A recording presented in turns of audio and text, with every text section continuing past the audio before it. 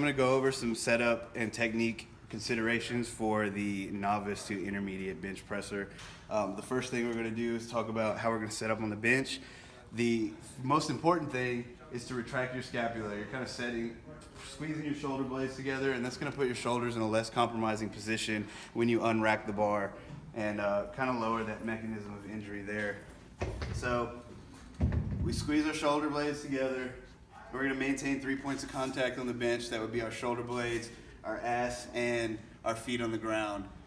Foot position, it just kind of varies with what you're comfortable with. Some people like their feet tucked under, like I do.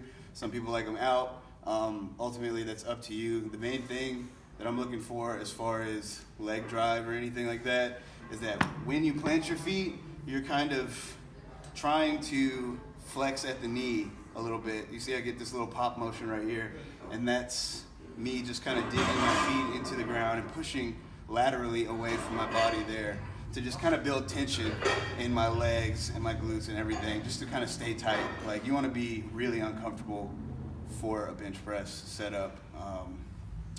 Next thing, I'm going to talk about like grip. Like, you want to grip the bar in such a way that your forearm is going to be perpendicular to the floor when you bring it down to your chest, and this is just to reduce the overall amount of orthopedic stress that's going to be on your elbows. If you're too wide, then you're putting a lot of stress on the inner elbow. If you're too narrow, you're putting a lot of stress on the outer elbow.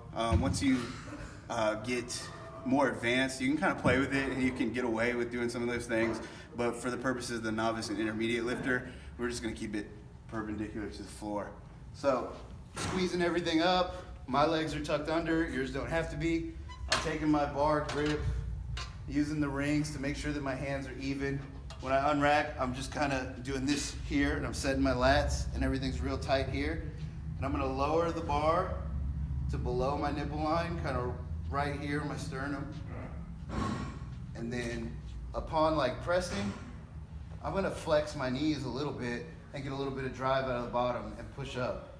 So for the beginner to intermediate lifter, we're trying to keep a straight bar path. When you get into advanced technique and things like that, a lot of people like to press with like a curvilinear motion, like a J kind of towards the face.